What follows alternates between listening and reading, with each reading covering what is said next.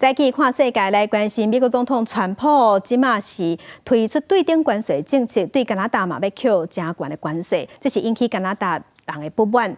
即马造成美国和加拿大原本真友好的一寡机关都出现困境，亲像伫因的边界一间100年的图书馆，原本的两国的民众都会当自由伫遮出入，也毋过即马因为美国移民管制愈来愈严格，所以未来要伫遮设新的入口，若是要来图书馆，就要先通关。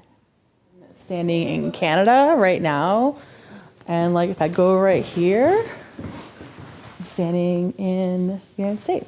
下过乌线就是下过美加两国边界，即翻过美国佛蒙特州德比莱恩定甲加拿大魁北克斯坦斯代镇的图书馆，二楼还有一个歌剧院舞台甲围一边一个。这间图书馆是美国人哈斯凯尔昂姆斗阵起的，佮关乎美加两国。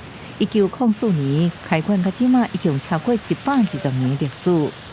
If the people were staying on the sidewalk, they were able to use the United States entrance, the main entrance, without being checked or controlled by U.S. Custom or Border Patrol.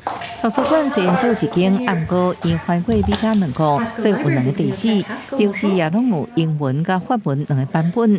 不过正门煞只有一个，伫美国领土顶悬。过去加拿大人免经过海关或者是摕护照，就用自由跨境到美国领土，行正门进入图书馆。加拿大方面虽然有一个紧急出口，不过平常时伊是无开放的。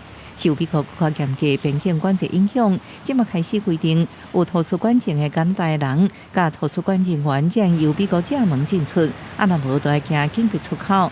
10月开始，美国方面更进一步要求加拿大人要先通过海关，才行跨境通向美国边大门的迄条人行道。We have an emergency exit on the side of the building, which is in Canada, and so we will modify all the entrance. We will have to make it accessible for handicapped people. We will have to have a new door. 新的监管措施一定让图书馆伫处理经济问题时阵更较敏感无简单。不过对美国德比莱恩镇的700位居民，甲加拿大斯坦斯代镇的3000个居民来讲，两地交流甲政治不便，这图书馆依然是美加文化大熔炉。公视新闻，洪都梅报道。